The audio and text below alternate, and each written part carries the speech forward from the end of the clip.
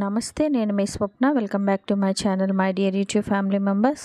ఈరోజైతే పుల్కా టమాటా కర్రీ అండి. కాంబినేషన్ అయితే సూపర్గా ఉంటుంది పుల్కాతోటి టమాటా కర్రీ అనేది.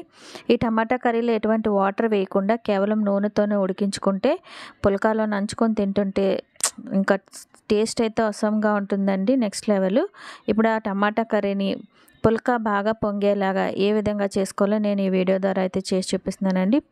అంతకన్నా ముందు ప్లీజ్ నా ఛానల్ చూస్తున్న ప్రతి ఒక్కరైతే సబ్స్క్రైబ్ చేయమని కోరుకుంటున్నాను. ఈ కర్రీ చేసుకోవడానికి నేను ఈ సైజ్ టమాటీలు ఒక 4 అయితే తీసుకున్నానండి. అలాగే మీడియం సైజ్ 2 ఉల్లిపాయలు చిన్న చిన్న ముక్కలుగా కట్ చేసి పెట్టుకున్నాను. ఒక 3 పచ్చిమిరపకాయలు, టమాటాలన్నింటినీ ఈ విధంగా మెత్తగా పేస్ట్ చేసుకోవాలి. కడాయి పెట్టుకొని ఒక 5 గరిటెలు అయితే ఆయిల్ వేసుకుంటున్నానండి. 5 స్పూన్ల ఆయిల్. అందులోనే 1 స్పూన్ శనగపప్పు, 1 స్పూన్ మినపప్పు, 2 స్పూన్ల జీలకర్ర, 1/2 స్పూన్ ఆవాలు, అలాగే లైట్గా కొంచెం అంత మెంతులు వేసుకోవాలండి, మరీ ఎక్కువ కాదు.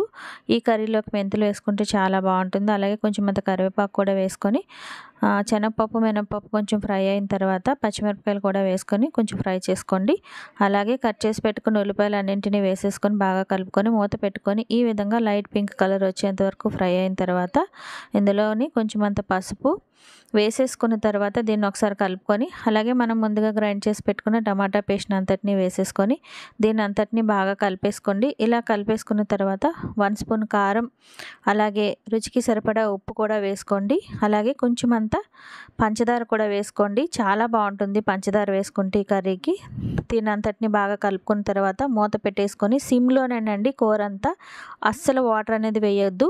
వాటర్ వేయకుండా సిమ్లోనే ఆయిల్తోనే ఈ విధంగా ఉడికించుకోవాలి. చూసారు కదా, ఆయిల్ అయితే ఎంత చక్కగా ఫ్రై పైకి వచ్చేసిందో. మనకి కర్రీ కూడా రెడీ అయిపోయిందండి. కూర కూడా మంచి కలర్లో మంచి స్మెల్ అయితే వస్తుందండి. టేస్ట్ అయితే సూపర్గా ఉంటుంది. ఒక్కసారి నేను చేసినట్టు చేయండి, అస్సలు వాటర్ అనేది వేయకుండా. కూర కూడా ఈ విధంగా దగ్గర పెడితే మనకి పుల్కాలకు నంచుకోవడానికి కూడా చాలా బాగుంటుంది. కర్రీ అయితే రెడీ అయిపోయింది. ఇప్పుడు పుల్కా ఏ విధంగా చేసుకోవాలో చూద్దాము. పుల్కా చేసుకోవడానికి చపాతీ అనేది ఇంత పలుచగా ఉండాలండి. పాన్ కూడా హీట్గా ఉండాలి, హై ఫ్లేమ్లో ఉండాలి. ఫ్లేమ్ కూడా వేసుకున్న తర్వాత సెకండ్లో తిప్పేసుకోవాలండి. తిప్పేసుకున్న తర్వాత ఒక మంచి క్లాత్ తోటి నెమ్మదిగా ప్రెస్ చేసుకోవాలండి. గట్టిగా ప్రెస్ చేశారంటే పుల్కా అన్నది తర్వాత అస్సలు పొంగదు. చూస్తున్నారు కదా, ఇప్పుడు మనకి బబుల్స్ అన్నీ వస్తుంది. ఇప్పుడు దీన్ని డైరెక్ట్గా ఇలాగా తిప్పేసేసుకొని డైరెక్ట్గా స్టవ్ మీద వేసేసుకుంటే చూసారు కదా పుల్కా ఏ విధంగా ఎంత చక్కగా పొంగుతుందో. ఇలాగే ప్రతి పుల్కా పొంగుతుందండి. ఈ విధంగా ఉండాలి. వెనక వైపు బాగా కాలాలి, ఇంకొక సైడ్ బాగా కాలాల్సిన అవసరం లేదు, ఎందుకంటే దాన్ని మనం ఫ్లేమ్ మీద వేస్తాం కాబట్టి అప్పుడు పుల్కా అనేది చక్కగా పొంగుతుంది. చూసారా, ఇంతేనండి టమాటా కర్రీ పుల్కా. చాలా బాగుంటుంది. మీరు కూడా ఒకసారి ట్రై చేయండి. టేస్ట్ అయితే సూపర్గా ఉంటుందండి, చెప్పాల్సిన అవసరం లేదు. ఈ కర్రీని మనం దోశలోకైనా ఈవెన్ ఇడ్లీలోకైనా అన్నంలో కూడా చాలా బాగుంటుందండి.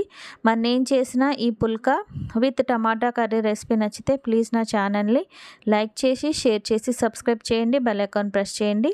నా న్యూ రెసిపీస్ నోటిఫికేషన్స్ అనేవి మీకు వస్తాయండి. ప్లీజ్ నన్ను నా ఛానల్ని సపోర్ట్ చేయండి.